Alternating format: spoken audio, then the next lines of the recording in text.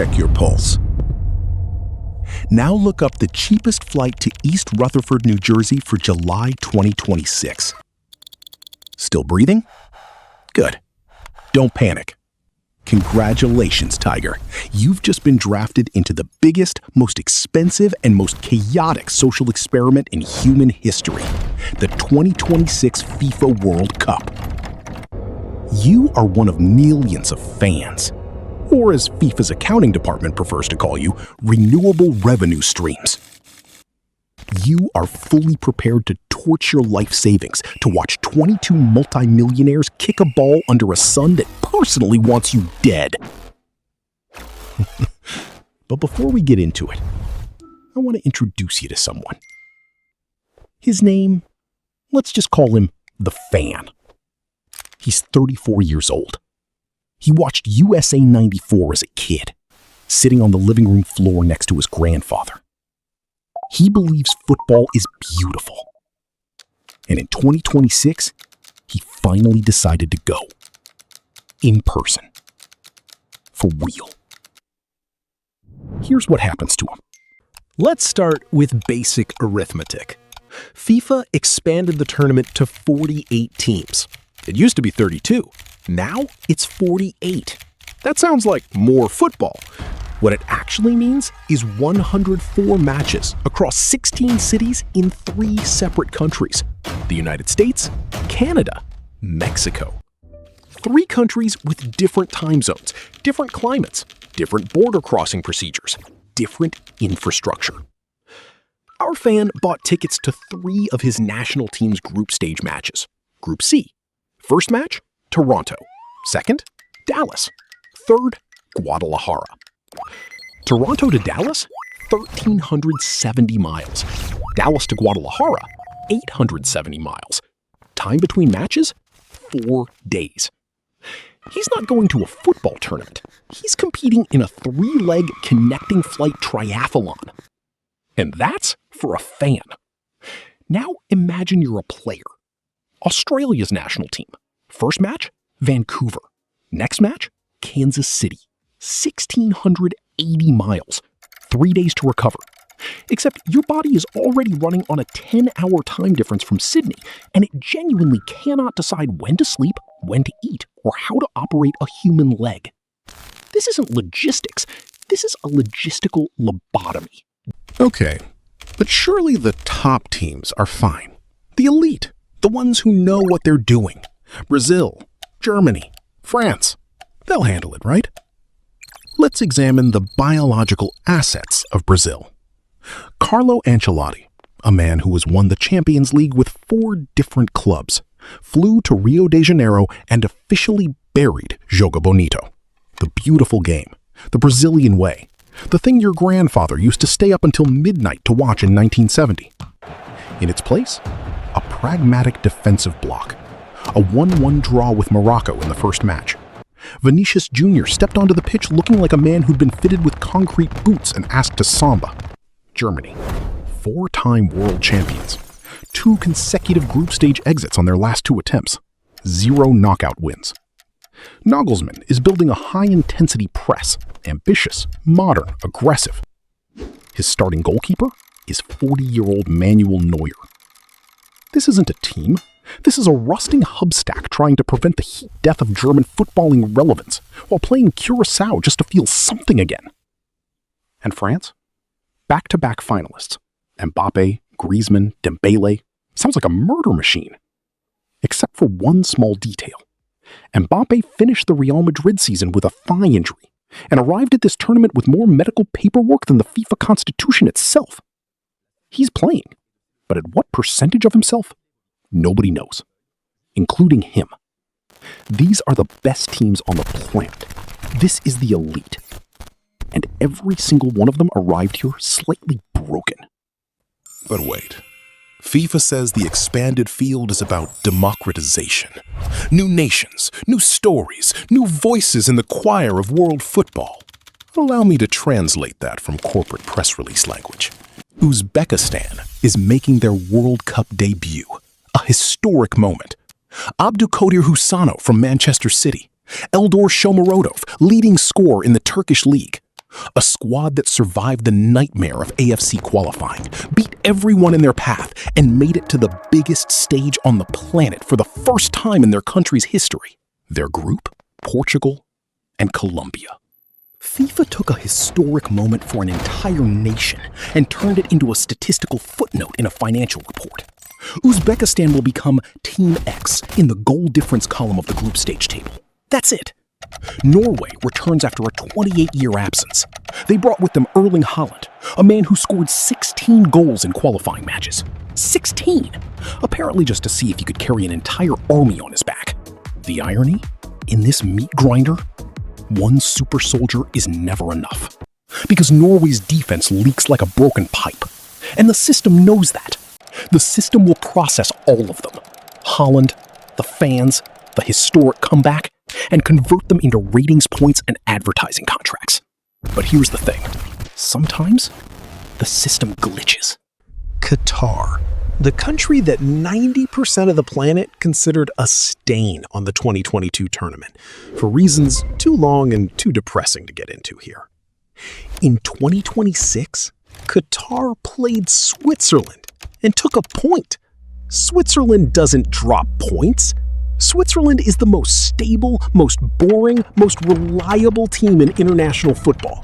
They are literally the banking system of soccer. Qatar drew with them. Sometimes the meat grinder produces unexpected sausages. Let's talk about the hosts. The USA came out against Paraguay and dismantled them 4-1. Valerian Balogun scored twice and immediately began filing his application for the Golden Boot. In this reality, even the artificial turf and the deafening commercial noise work in favor of the American squad. Here's what's different about a home World Cup for the United States. It's not just home crowd support, it's complete narrative control. American media will package every match like a Super Bowl. Every Pulisic goal will be treated like a moon landing. By the third match day, half the country will be convinced that soccer was invented in Texas. Canada is playing on home soil for the first time since 1986. That's genuinely miraculous. But Canada has Alphonso Davies, a man who plays for Bayern Munich and visibly looks like he finds it slightly amusing that he's on the same team as everyone else. Mexico, co-hosts. They opened the tournament at Azteca Stadium against South Africa and won 2-0. 3 red cards. 3 in one match. That scoreline buried the lead. The real story wasn't the goals. We'll get there in a minute. We need to talk about the actual main antagonist of this tournament. It's not a striker. It's not VAR. It's not FIFA, although they're genuinely trying. The true antagonist of 2026 is the environment. Azteca Stadium, Mexico City. Elevation 7,350 feet above sea level. The air is so thin, your lungs feel like empty chip bags. When European teams land in Mexico City after a transatlantic flight and walk out onto that pitch, their bodies don't know where to find oxygen. This isn't discomfort. This is a physiological crisis. Studies show that teams arriving in cities above 5,000 feet of elevation lose an average of 8 to 12% of their aerobic capacity within the first 48 hours. In professional football, a 5% drop is catastrophic. These players are running on 88 cents on the dollar. And that's before you factor in the heat. Now imagine you're a player for Denmark. You land in Vancouver, 36 degrees Fahrenheit. You play. You fly to Kansas City, 90 degrees Fahrenheit. You play. Now you're heading to Mexico City, 75 degrees, but the air has 25% less oxygen in it. You have 4 days between games. The first 2, you're mostly just figuring out how to breathe again. That's for the players. What about our fan? The 34-year-old who saved up for 2 years for this. He's standing in line at passport control in Dallas-Fort Worth. The line is 4 hours long. His flight to Guadalajara already left. The next one is tomorrow. His hotel got double booked because 100,000 people in one city are simultaneously trying to fly in the same direction. He's sitting on the airport floor, eating a $20 sandwich, watching his national team's match on a screen above the check-in counter. He saved for 2 years for this. You can't talk about 2026 without talking about them. Messi, Ronaldo. Both have officially confirmed this is their last World Cup. And I know we've all said that before. But this time it's real. This isn't two players retiring. This is the end of a 30-year era in which all of world football was organized around a single question. Who's better? Barcelona versus Madrid. Portugal versus Argentina. One against the other. After July 2026, that question no longer exists. And here's what makes it terrifying. At this tournament, they're not just playing, they're pulling. Messi is the anchor that either drags Argentina to the trophy or pulls them into the abyss, while the entire world watches and waits for the final frame. Ronaldo, at 41 years old, walks onto a World Cup pitch and scores. He is still scoring. That's either the most inspiring thing in the history of sport or the most cruel. A legend clinging to the curtain because he refuses to leave the stage. The moment Messi lifts his last ball, the moment Ronaldo plays his final World Cup match, something will end. And you'll feel it, even if you don't want to. By July 19th, when the final kicks off at MetLife Stadium in East Rutherford, the beautiful game will have long been replaced by a cold, efficient machine of results and television ratings. Someone will lift the trophy. Yes, we did it. You'll look at it and realize it isn't made of gold. It's made of compressed stress from 48 nations, 3 continents, 104 matches, and an infinite number of airport security lines. Our fan will be sitting at home in an official jersey that costs $500 and is made of recycled plastic. He didn't make it to the third match, but he saw 2. He stood in the stands, he screamed, he cried, once from joy, once when his team went out in the round of 16. And when someone asks him, was it worth it? He'll say yes, because fans always say yes.